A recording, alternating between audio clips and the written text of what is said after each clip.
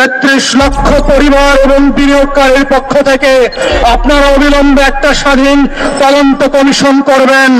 চোর ডাকাতদেরকে আত্মীয়তার সম্পর্কের ভিত্তিতে না, চুরির ভিত্তিতে জেলে পাঠাতে হবে, ডাকাতির ভিত্তিতে জেলে পাঠাতে হবে, দুদকের মামলার ভিত্তিতে জেলে পাঠাতে হবে, শত শত হাজার হাজার কোটি টাকা লুটপাটের ভিত্তিতে এই রাশেদ মাকসুদকে জেলে পাঠাতে হবে। আমরা দেখলাম শুধু রাশেদ মাকসুদ না, এর আগের যে চেয়ারম্যান পুঁজিবাজারকে লুটপাট করে শেষ করে দিয়ে গেছে, যার লুটপাটের প্রপার্টির লেনদেনের বক্তব্য, সিঙ্গাপুরে টাকা পাচারের ঘটনা পৃথিবীর বিভিন্ন গণমাধ্যমে প্রকাশিত হয়েছে, তাকে এখন পর্যন্ত আপনারা গ্রেফতার করেন নাই। তিনি নাকি আপনাদের কোন কোন উপদেষ্টার শাশুড়ি লাগেন, বউ লাগেন, দেবরের জামাই লাগেন। কোন অভ্যুত্থানের রক্তে কোন দেবর ভাবির সম্পর্ক চলবে না।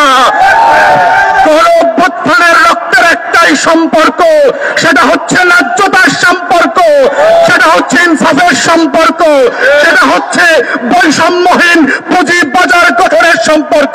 আমরা বারবার দেখেছি যে আওয়ামী লীগের সাথে কেমন যেন এই শেয়ার বাজারের সম্পর্কটা একটু তালাকের সম্পর্কের মতো। আওয়ামী লীগ 96 সালে যখন ক্ষমতায় আসলো, আমরা 97-98 সালে দেখলাম যে বাংলাদেশের ইতিহাসের সবচেয়ে ভয়ঙ্কর শেয়ার বাজার লুট এবং ধস নেমেছে। লক্ষ লক্ষ পুঁজিবাজারে বিনিয়োগকারীরা শুধু ক্ষতিগ্রস্ত হন নাই, আমরা তখন পত্রিকায় পড়েছি যে একের পর এক ক্ষতিগ্রস্ত বিনিয়োগকারীরা ফ্যানের সাথে গামছা এবং রশি ঝুলিয়ে আত্মহত্যা করেছেন। ঠিক একইভাবে আমরা দেখেছি